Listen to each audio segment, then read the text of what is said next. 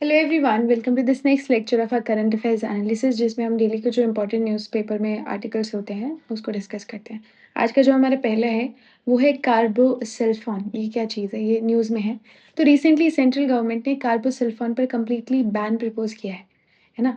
इसका importance UPSC के लिए है क्योंकि ये सिर्फ एक पेस्टिसाइड का इशू नहीं है। इसके through agriculture productivity versus environmental safety और ह्यूमन हेल्थ का ब्रॉडर पर्सपेक्टिव हमको देखने को मिलता है। सबसे पहले समझने की कोशिश करते हैं कार्बोसल्फोन होता क्या है ना। तो कार्बोसल्फोन एक इंसेक्टिसाइड है जो कार्बेमेट ग्रुप से बिलोंग करता है। इसका बेसिक काम है कि क्रॉप्स पर अटैक करने वाले हार्मफुल जो इंसेक्ट्स होते हैं उनको कंट्रोल करना। इसका use particularly paddy, cotton, horticulture crops में होता है ना। यानी फार्मर के पर्सपेक्टिव से इसका पर्पस है क्रॉप में जो पेस्ट होते हैं उनको ख़त्म करना। तो पेस्टिसाइड एप्लीकेशन देखने को मिलता है, क्रॉप का प्रोटेक्शन मिलता है। लेकिन प्रॉब्लम ये है कि पेस्टिसाइड का टॉक्सिक इफ़ेक्ट जो है, वो टारगेट पेस्ट तक लिमिटेड नहीं रह सकता। Non target organism, aquatic organism और ह्यूमन्स भी एक्सपोज़र का रिस्क जो है वो फ़ेस करते हैं। सबसे पहले प्रॉपर्टीज़ समझने की कोशिश करते हैं इसकी, है ना? सिंथेटिक 1 बेंज़ोफ्यूरान कंपाउंड यहाँ पे देखने को मिलता है। कार्बोसल्फोन एक सिंथेटिक केमिकल कंपाउंड है और इसका केमिकल स्ट्रक्चर 1 बेंज़ोफ्यूरान फ्रेमवर्क से एसोसिएटेड है ना? तो नेचुरली अकरिंग प्लांट हार्मोन नहीं है ये, it is a synthetic insecticide जिसको बनाया गया है, ठीक है? यहाँ पे जो है, यहाँ पे कार्बामेट एसिटाइक्लोनेस्ट्रेंस जो है इन्हिबिटर देखने को मिलता है। नाम आपको इतना याद रखने की ज़रूरत नहीं है, थोड़ा समझने की कोशिश करते हैं होता क्या है। तो नर्वस सिस्टम में एसिटाइक्लोनिन एक न्यूरोट्रांसमीटर होता है हमारे, ठीक है? नॉर्मली जो है जब ये एसिटाइक्लोनिन रिलीज़ होता है तो सिग्नल ट्रांसमिशन होता है ना? सिग्नल ट्रांसमिशन होता है। तो ये जो एंजाइम है, ये क्लोनिन को जो है वो ब्रेक कर देता है, तो नॉर्मल नर्व फंक्शनिंग जो है वो खराब हो जाती है, इनहिबिट करता है, डिस्टर्ब करता है। तो कार्बोसल्फन के एक्सपोज़र की वजह से जो आपकी न्यूरोटॉक्सिसिटी है, वो हो सकती है आपको, है ना? आपके न्यूरल सिग्नल्स हैं वो ढंग से काम नहीं कर सकते, ठीक है? टॉक्सिक है और नॉन पर्सिस्टेंट लिक्विड है। सल्फोन को toxic, non persistent orange, yellow या ब्राउन विशेस लिक्विड के रूप में कैरेक्टराइज़ किया गया है। विशेस का मतलब रिलेटिवली थिक और फ्लो रेजिस्टेंस लिक्विड है। यहाँ एक इम्पॉर्टेंट डिस्टिंक्शन है कि टॉक्सिसिटी का is not equals to persistence. कोई केमिकल हाईली टॉक्सिक हो सकता है लेकिन एनवायरनमेंट में लॉन्ग टर्म परसिस्ट नहीं भी करे, जल्दी भी चला जाए। एंड तो कार्बोसल्फोन को जनरली नॉन परसिस्टेंट माना जाता है। मतलब इतना लंबे टाइम तक टिकता नहीं है ना? लेकिन टॉक्सिक ज़रूर है। और प्रॉपर्टीज़ की बात देखें तो एक्वस सॉल्युबिलिटी जो है इसकी लो देखने को मिलती है। मतलब वाटर में किसी केमिकल का कितना कितना डिज़ोल्व हो सकता है उसको क्या बोलते हैं, एक्वस सॉल्युबिलिटी। तो वो काफ़ी कम देखने को मिलती है ना? तो वाटर सॉल्युबिलिटी इसकी लो है, इसलिए ये वाटर में ईज़िली डिज़ोल्व होने क वाला कंपाउंड नहीं है। नॉन वोलेटाइल है, वोलेटिलिटी की बात करें तो नॉन वोलेटाइल है। वोलेटिलिटी का मतलब है किसी सब्सटेंस का ईज़िली गैस या वेपर फ़ेज़ में चले जाना। तो कार्बोसल्फोन जो है वो नॉन वोलेटाइल है। लो वोलेटिलिटी जो है वो एटमॉस्फेयर में रैपिड इवेपोरेशन एक्सपेक्टेड नहीं होता उसमें, ठीक है? ग्राउंड वाटर लीचिंग की बात करें तो जो सॉइल सरफेस है उस पर गया, तो वाटर मूवमेंट के थ्रू जो है केमिकल का डीपर पेनिट्रेशन ग्राउंड में देखने को मिलता है। कार्बोसल्फोन के केमिकल प्रॉपर्टीज़ के बेसिस पर नॉर्मली ग्राउंड वाटर में सिग्निफिकेंट लीचिंग एक्सपेक्टेड नहीं होती, यहाँ पे देखने को मिलता है इसी केमिकल फॉर्मेशन की वजह से। तो क्योंकि एक्वस सॉल्युबिलिटी कम होती है हमने देखा, नॉन वोलेटाइल नेचर होता है और एनवायरमेंटल बिहेवियर भी हम इसका समझ चुके हैं, ठीक है? अगर सॉइल और वाटर में परसिस्टेंसी किस तरीके की होती है? कार्बोसल्फोन नॉर्मली सॉइल या वाटर सिस्टम में लॉन्ग टर्म परसिस्ट नहीं करता। ये इंपॉर्टेंट एनवायरमेंटल डिस्टिंक्शन है। नॉन परसिस्टेंस है, इसका मतलब ये नहीं है कि हार्मलेस है लेकिन नॉन परसिस्टेंट है। एक केमिकल शॉर्ट पीरियड में डिग्रेड हो सकता है लेकिन डिग्रेडेशन के ड्यूरिंग या जो मेटाबॉलिक एक्टिविटीज़ होती है उनके थ्रू टॉक्सिसिटी फैला सकता है, ठीक है? फॉर्मेशन की अगर बात करें कार्बोसल्फोन के, तो कार्बोसल्फोन जो है वो रैपिडली मेटाबोलाइज़ होकर कार्बोफ्यूरान बना सकता है। कार्बोसल्फोन मेटाबोलाइज़ होके कार्बोफ्यूरान बना सकता है जो कि अगेन टॉक्सिक है ना? अगेन टॉक्सिक है, ठीक है? इम्पैक्ट क्या होता है कार्बोसल्फोन का? अगर इसका समझने की कोशिश करें तो क्या-क्या इम्पैक्ट्स होते हैं? आइज़ पे इम्पैक्ट होता है ह्यूमन हेल्थ में, है ना? आई इरिटेशन हो सकती है, स्किन इरिटेशन हो सकती है ना? और फिशेज़ को क्या प्रॉब्लम होती है? Carbosulfan is extremely toxic to fish. Aquatic ecosystem के कॉन्टेक्स्ट में ये इम्पोर्टेंट है ना? एग्रीकल्चर पेस्टिसाइड जो है वो रन ऑफ करके अगर वो जो है वाटर में चले गए तो वहाँ पे जो फिशेज़ वगैरह उनको दिक्कत हो जाएगी, है ना? तो ओवरऑल क्या अगर इसका जो है ओवरऑल पर्सपेक्टिव देखें तो एग्रीकल्चर में पेस्ट रेजिस्टेंट की तरह काम आता है, क्रॉप प्रोटेक्शन होती लेकिन टॉक्सिक है ना? न्यूरोटॉक्सिसिटी भी फैलाता है, फिश टॉक्सिसिटी भी है ना? और मेटाबोलाइज़ होके जो है कार्बोफ्यूरान बनाता है जो कि अगेन टॉक्सिक है, ठीक है? तो इस तरीके से हमको ये देखने को मिलता है। अगले जो है उसकी तरफ जाते हैं। अगला है हमारा मिशन समृद्ध गाँव, ये क्या है? Recently union rural development minister ने मिशन समृद्ध गाँव लॉन्च किया है। इसका सेंट्रल आइडिया है poverty free, employment rich, basic amenities equipped villages को बनाना। यानी रूरल डेवलपमेंट को सिर्फ़ इंफ्रास्ट्रक्चर कंस्ट्रक्शन तक लिमिटेड नहीं करना है ना? उसको और आगे बढ़ा के लेके जाना है। उसको पॉवर्टी से दूर करना है, एम्प्लॉयमेंट बढ़ानी है और बेसिक एमेनिटीज़ जो हैं वो एमेनिटीज़ वहाँ पे होनी चाहिए। ऑब्जेक्टिव क्या है इसका? मिशन का ऑब्जेक्टिव है मॉडल विलेजेस डेवलप करना। क्या? मॉडल विलेजेस डेवलप करना। हर फैमिली को एम्प्लॉयमेंट या लाइवलीहुड अपॉर्च्युनिटी देना, बेसिक एमेनिटीज़ अवेलेबल हों, है ना? कंपेल्ड माइग्रेशन रिड्यूस हो। कंपेल्ड माइग्रेशन का क्या मतलब होता है? कंपेल्ड माइग्रेशन क्या होता है ना?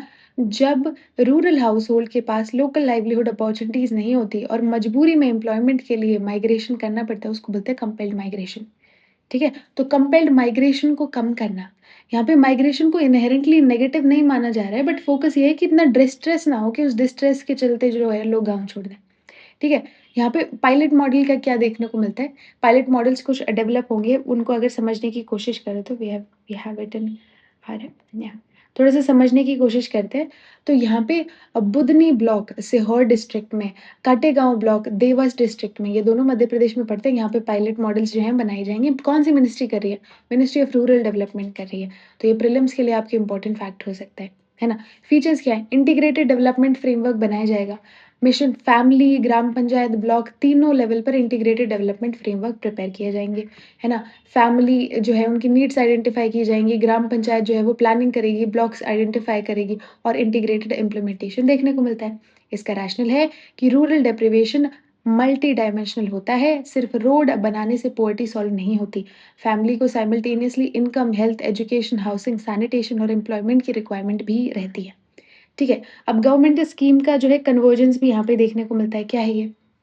मिशन एग्रीकल्चर और रूरल डेवलपमेंट के साथ में health, education, employment, livelihood, basic amenities से रिलेटेड स्कीम को कन्वर्ज करेगा, है ना? कन्वर्ज मतलब डिफरेंट स्कीम जो है वो इंडिपेंडेंटली ऑपरेट करने के बजाय सेम एक जगह पे आके काम करेंगी।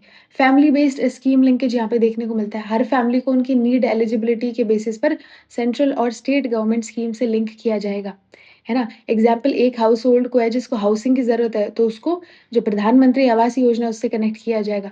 दूसरे को लाइवलीहुड की ज़रूरत है, तो उसको सेल्फ हेल्प ग्रुप वगैरह से जो है कनेक्ट किया जाएगा, स्किलिंग प्रोग्राम से कनेक्ट किया जाएगा, ठीक है? अगर किसी को एम्प्लॉयमेंट की ज़रूरत है, तो एम्प्लॉयमेंट प्रोग्राम से किया जाएगा। तो one size fits for all approach नहीं ली जाएगी, need based welfare delivery approach यहाँ पे ली जाएगी।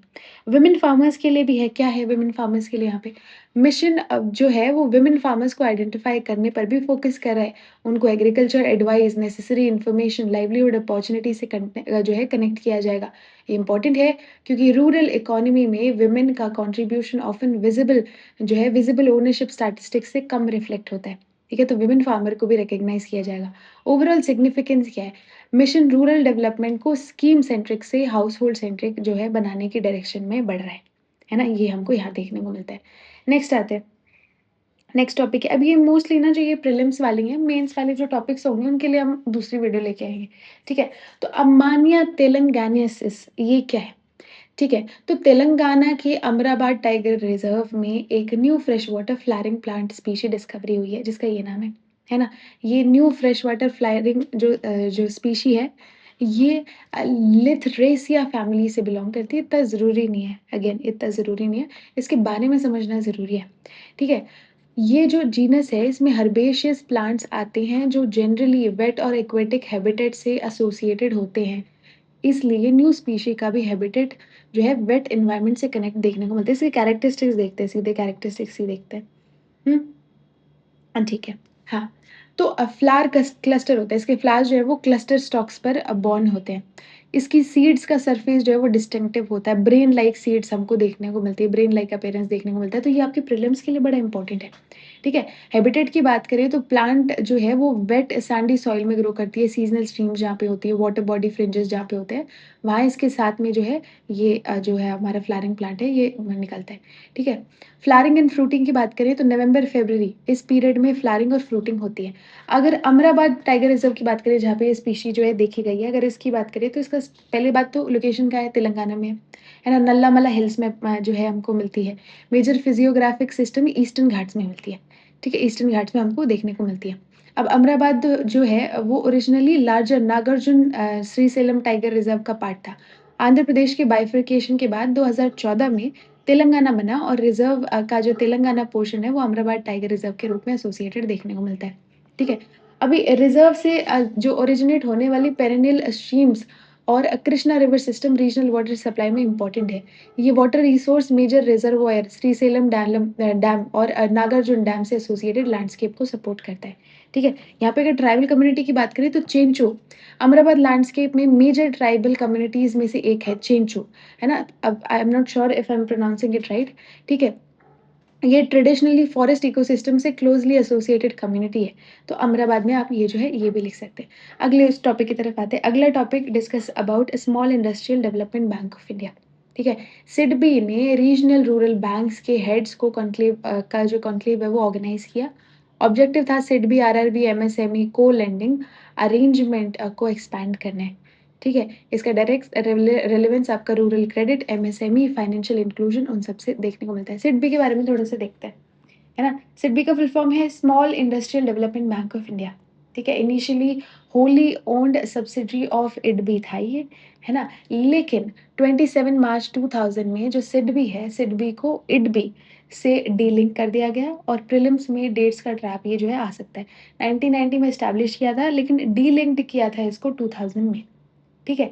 लखनऊ उत्तर प्रदेश में इसका जो है हमको हेडक्वार्टर देखने को मिलता है और प्रिंसिपल मैंडेट जो है वो एमएसएमई सेक्टर के लिए प्रमोशन, फाइनेंसिंग, डेवलपमेंट है और सिमिलर एक्टिविटीज़ में इन्वॉल्व्ड इंस्टीट्यूशन के फंक्शंस को कोऑर्डिनेट करना भी इसका मैंडेट है।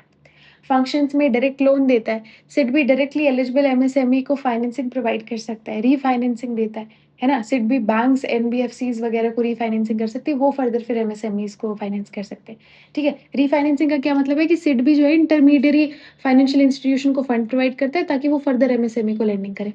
एंटरप्रेन्योरशिप प्रमोशन जो है वो भी किया जाता है, ग्रोथ को सपोर्ट किया जाता है। वेंचर कैपिटल, इनोवेटिव या हाई ग्रोथ बिज़नेस को रिस्क कैपिटल सपोर्ट प्रोवाइड करना, टेक्नोलॉजिकल सपोर्ट प्रोवाइड करना, फाइनेंशियल सपोर्ट प्रोवाइड करना, ये भी हमने देखा। डायरेक्ट फाइनेंस भी होता है और इनडायरेक्ट फाइनेंस भी हमको देखने को मिलता है, ठीक है? अब इसके फंड्स कहाँ से आते हैं? स्मॉल इंडस्ट्रियल डेवलपमेंट फंड है, सिडबी को जो है स्मॉल इंडस्ट्रियल डेवलपमेंट फंड और national equity fund administer administer करने की रिस्पॉन्सिबिलिटी दी गई है। तो ये जो है फंड्स सिडबी जो है सिडबी ये जो फंड्स है इनको सँभालता है, ठीक है? स्मॉल डेवलपमेंट फंड और नेशनल इक्विटी फंड इनको एडमिनिस्टर करता है। अब एमएसएमई के लिए क्या इम्पोर्टेंस है? एमएसएमई के लिए क्या इम्पोर्टेंस है अगर हम देखें तो, ठीक है? तो एमएसएमई में employment, entrepreneurship, regional development, export, inclusive growth में इम्पोर्टेंट है ये। लेकिन मेजर कंस्ट्रेंट होता है access to affordable credit. SIDBI इसी क्रेडिट गैप को एड्रेस करने में इम्पोर्टेंट इंस्टीट्यूशन बनता है। अगला आते हैं, अगला टॉपिक क्या है? अगला टॉपिक है Sathyamangalam tiger reserve. Why in the news? Tamil Nadu के सत्यमंगलम टाइगर रिज़र्व के एक ट्राइबल हैमलेट में डिकेड से ड्रिंकिंग वाटर क्राइसिस था। फॉरेस्ट डिपार्टमेंट ने इसे प्रोजेक्ट एलिफेंट के अंडर एड्रेस किया। ये केस इंपॉर्टेंट है बिकॉज़ कंज़र्वेशन के साथ-साथ में ट्राइबल वेलफेयर, बेसिक एमेनिटीज़ वगैरह सब साथ में देखने को मिलती हैं। ठीक है? सबसे पहले तो ये जो सत्यमंगलम टाइगर रिज़र्व है ये है कहाँ? ये तमिलनाडु में पड़ता है ना? तमिलनाडु में पड़ता है स्पेशली एरोड डिस्ट्रिक्ट लैंडस्केप में। ज्योग्राफिकल सिग्निफिकेंस की बात करें तो सत्यमंगलम जो है वो ईस्टर्न घाट्स और वेस्टर्न घाट्स के जंक्शन पे देखने को मिलता है ना? और नीलगिरी बायोस्फीयर रिज़र्व का पार्ट है। ये इकोलॉजिकल कनेक्टिविटी के लिए एक्सट्रीमली इम्पोर्टेंट है। अब कंटीजियस प्रोटेक्टेड एरियाज़ यहाँ पे देखने को मिलते हैं। सत्यमंगलम कनेक्टेड जो है कनेक्टेड लैंडस्केप बनाता है between Mudumalai tiger reserve, Bandipur tiger reserve जो कर्नाटका में है और BRT tiger reserve and wildlife sanctuary Karnataka. ये कनेक्टिविटी जो है वो वाइल्ड लाइफ मूवमेंट के लिए बहुत इम्पोर्टेंट है। वाइल्ड लाइफ मूवमेंट के लिए काफ़ी इंपॉर्टेंट हमको जो ये है देखने को मिला है। टेरेन की बात करें तो हिली, अनड्यूलेटिंग एल्टीट्यूड देखने को मिलता है, सब ट्रॉपिकल ड्राई क्लाइमेट देखने को मिलता है। भवानी, मोयर, नोयल जैसी रिवर्स यहाँ से निकलती हुई दिखाई देती है। ट्राइबल कम्युनिटीज़ में इरूला और कुरुम्बा जैसी कम्युनिटीज़ यहाँ पे देखने को मिलती हैं। अगर यहाँ के वेजिटेशन की बात करें तो ड्राई थॉर्न फॉरेस्ट देखने को मिलते हैं, मिक्स्ड डेसिडुअस फॉरेस्ट देखने को मिलते हैं, इवन सेमी एवरग्रीन और राइपेरियन फॉरेस्ट भी देखने को मिलते हैं। ठीक है, ये हमने यहाँ पे देखा। हाँ, यहाँ पे यूपीएससी के लिए कॉन्सेप्ट ये है कि सत्यमंगलम को सिर्फ टाइगर रिजर्व मत याद रखो, इसको वाइल्ड लाइफ लैंडस्केप कॉरिडोर और ट्राइबल लाइवलीहुड इकोसिस्टम के रूप में आप समझ सकते हैं। ठीक है, फिर नेक्स्ट हमारा जो टॉपिक है इट्स गट माइक्रोबायोम, ये क्या चीज़ है? अब ये न्यूज़ में क्यों है सबसे पहले तो साइंटिस्ट साउथ एशिया में स्टडी कर रहे हैं कि lifestyle, diet, culture, ecological system settings जो है, वो गट माइक्रोबायोम को कैसे इन्फ्लुएंस करती है। सबसे पहले तो समझते हैं कि गट माइक्रोबायोम होता क्या है। गैस्ट्रोइंटेस्टाइनल ट्रैक्ट में रहने वाले माइक्रो ऑर्गेनिज्म की कम्युनिटी को गट माइक्रोबायोम बोलते हैं। इसमें बैक्टीरिया, वायरसेस, फंजाई, पैरासाइट्स जो है इंक्लूड होते हैं। इनको गट माइक्रोबायोम बोलते हैं। तो गट माइक्रोबायोम सिर्फ बैक्टीरियाज नहीं होते। अभी human gut microbiome development early life से बिगिन होता है। इनिशियली जो है वेजाइनल डिलीवरी या फिर ब्रेस्ट फीडिंग के थ्रू माइक्रो ऑर्गेनिज्म एक्वायर हो सकते हैं। Later diet, environment, other exposure से जो है वो माइक्रोबायोम को शेप करता है। तो डायनेमिक होता है माइक्रोबायोम। फंक्शन क्या होता है इसका? डाइजेशन और न्यूट्रिएंट्स एक्सट्रैक्शन जो है वो फंक्शन इसका होता है ना? गट माइक्रोबायोम डाइजेस्टिव प्रोसेसेस में हेल्प करते हैं और फूड से एनर्जी या न्यूट्रिएंट्स एक्सचेंज या एक्सट्रैक्ट करने में जो है कंट्रीब्यूट करते हैं। Immune defence, gut microbiome host के इम्यून सिस्टम के फंक्शनिंग को इन्फ्लुएंस या सपोर्ट करते हैं। यानी गट सिर्फ डाइजेशन का ऑर्गन नहीं है, गट इम्यून इंटरेक्शन भी यहाँ पे देखने को मिलता है। गट बैरियर, हेल्दी गट बैरियर जो है हार्मफुल बैक्टीरिया और बैक्टीरियल टॉक्सिन्स को ब्लड स्ट्रीम में एंटर करने से प्रिवेंट करते हैं, है ना? ये इंपॉर्टेंट देखने को मिलता है। एंटी इन्फ्लेमेटरी जो प्रॉपर्टीज भी देखने को मिलती है। Gut microbiome host inflammatory response को इन्फ्लुएंस कर सकते हैं। देयरफॉर माइक्रोबायोम का रोल जो है वो इम्यून रेगुलेशन में भी इम्पोर्टेंट होता है, विटामिन सिंथेसिस में भी इम्पोर्टेंट है। सर्टेन जो माइक्रोबायोम है वो कुछ इंपॉर्टेंट विटामिन को सिंथेसाइज करते हैं। ठीक है, यहाँ पे सिम्बायोटिक रिलेशनशिप भी देखने को मिलता है। सिम्बायोसिस किसके साथ देखने को मिलता है? होस्ट और माइक्रोबायोम के बीच जो है रिलेशनशिप ऑफन सिम्बायोटिक होता है। ह्यूमन जो है उनको हैबिटेट और न्यूट्रिएंट प्रोवाइड करते हैं, है ना? और माइक्रोबायोम जो है वो digestion, metabolic products, immune interaction और बैरियर सपोर्ट प्रोवाइड करते हैं। ठीक है, अब यहाँ पे आगे आते हैं। हाँ, तो ये इतना ही है बस, इतना ही है। ठीक है, आगे बढ़ते हैं। हाँ, आगे हमको जुझारी रिवर के बारे में जो है देखने को मिलता है। सुप्रीम कोर्ट ने जुझारी रीजन में एनवायरमेंटल डिग्रेडेशन के इश्यू पर इंटरवेंशन किया है। कोर्ट ने रिवर के अराउंड स्पेसिफाइड कंस्ट्रक्शन या डेवलपमेंट एक्टिविटीज पर रेस्ट्रिक्शन इम्पोज किया। पहली बात तो जुझारी रिवर के बारे में देख लेते हैं कहाँ है। तो राजस्थान में पड़ती है, सीजनल रिवर है। ये राजस्थान के नागौर डिस्ट्रिक्ट के जो है पंडुलू विलेज रीजन में ओरिजिनेट होती है जुझारी रिवर। ठीक है, यहाँ पे नागौर से लेके फिर जोधपुर, जोधपुर से फिर अब बलोत्रा रीजन में जो है ये बहती है और लूनी रिवर में मर्ज हो जाती है। तो लूनी रिवर की ट्रिब्यूटरी है। यूनिक फैक्ट ये है कि लूनी रिवर की सिर्फ अकेली राइट बैंक ट्रिब्यूटरी हमको जुझारी देखने को मिलती है। ठीक है, लूनी की वो ब्रांच या ट्रिब्यूटरी है जो अरावली माउंटेन से ओरिजिनेट नहीं होती, अरावली माउंटेन से भी ओरिजिनेट नहीं होती। ये प्रीलिम्स के लिए इंपॉर्टेंट फैक्ट है। ठीक है, यहाँ पे पोल्यूशन का problem, I believe pollution is the problem, yes. हाँ, पोल्यूशन का प्रॉब्लम देखने को मिल रहा है। जो रिवर है वो सीवियर कंटामिनेशन फेस कर रही है from industrial waste, untreated sewage. Special concerns जो है वो जोधपुर टेक्सटाइल और स्टील इंडस्ट्री से आते हैं। ठीक है, तो ये पोल्यूशन की प्रॉब्लम हमको यहाँ पे देखने को मिलती है। तो सुप्रीम कोर्ट का इंटरवेंशन है कि कोर्ट ने एक न्यूज़ डॉक्यूमेंट्री को हाईलाइट करने के बाद एनवायरमेंटल कैटास्ट्रॉफ पर सुओमोटो कॉग्निजेंस लिया है। सुओमोटो का मतलब है कि मतलब कोर्ट किसी मैटर को खुद नोटिस कर रहा है बिना ट्रेडिशनल लिटिगेंट पिटिशन के इनिशिएट किए। ठीक है, तो हमको यहाँ पे ये देखने को मिलता है। इसमें क्या है, कोर्ट ने हैजार्डस इंडस्ट्री को एग्जिस्टिंग फ्लड लाइन के इधर 500 मीटर के एरिया में प्रोहिबिट किया है along the river's flow path. ये डिस्टिंक्शन इंपॉर्टेंट है क्योंकि 500 metre from the existing flood line को simply 500 metre from the river bank मत लिखना, from the flood line 500 metre जो है डिस्टेंस होना चाहिए।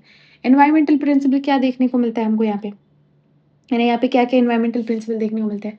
तो केस को ब्रॉडर जो प्रिंसिपल से कनेक्ट किया जाए तो पॉलिटर्स पे प्रिंसिपल, प्रिकॉशनरी प्रिंसिपल। पॉलिटर्स पे प्रिंसिपल क्या कहता है कि polluter should bear the cost of environmental damage.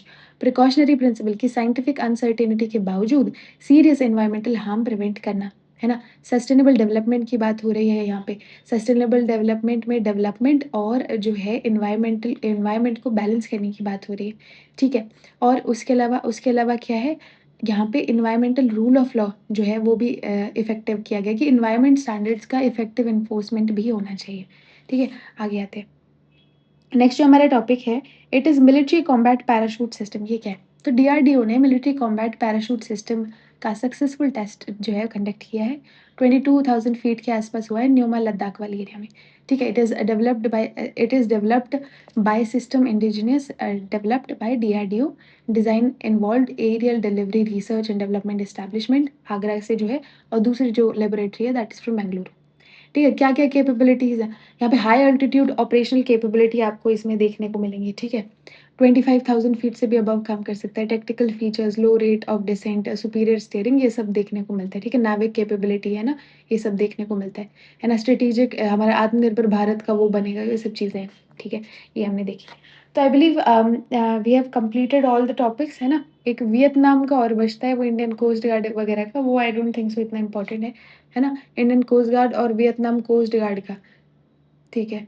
वो अपन कल कर लेंगे, ठीक है? एनीवे अगर आपके लिए ये वीडियो किसी भी तरीके से हेल्पफुल लगी हो, then please hit the like button and subscribe to this channel. Thank you for watching and keep learning.